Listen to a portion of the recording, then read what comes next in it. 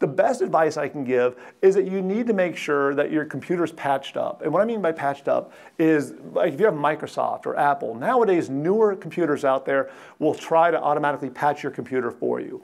And so it'll post a little message saying, hey, there's an install, would you like to install it now? Or an update, would you like to install it now? So many times people go, remind me later, remind me later, remind me later, because they just don't want to deal with it.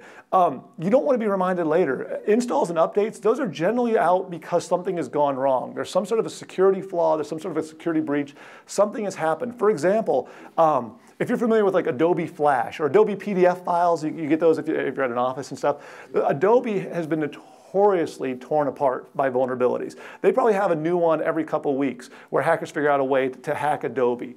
If you browse to any website that's a malicious website on the internet and they want to, they can take advantage of your computer just through this Adobe application. Even though you're not even opening a file, just going to the web page alone already makes you vulnerable. So the minute Adobe tells you there's a new update for Adobe, you should install it the very second you can. Just get it on your computer, because those updates 99% of the time are security updates. And people just don't realize just that one update is the difference between being vulnerable and not vulnerable to a lot of attacks out there.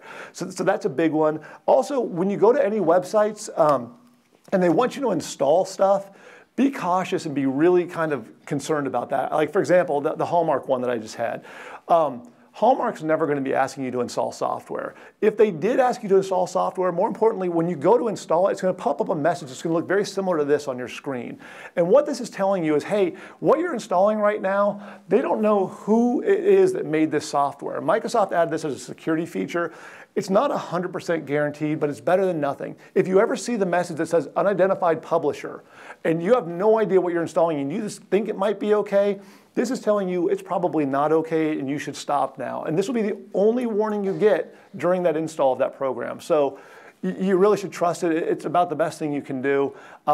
Once you get past that, the software is installed on your computer and you're done. And a lot of times people go, well, I have antivirus, or I have personal firewall. Those things mean nothing. Antivirus can only keep up with so much. They're generally aware of the major exploits that are spreading out, that are hitting everybody, so they'll get a new signature for those. Smaller exploits that have been going around that aren't targeting at a massive level might not get discovered by antivirus for weeks, months, or ever. I mean, all the stuff that I do, I write myself. Antivirus has no idea about it because I write it myself.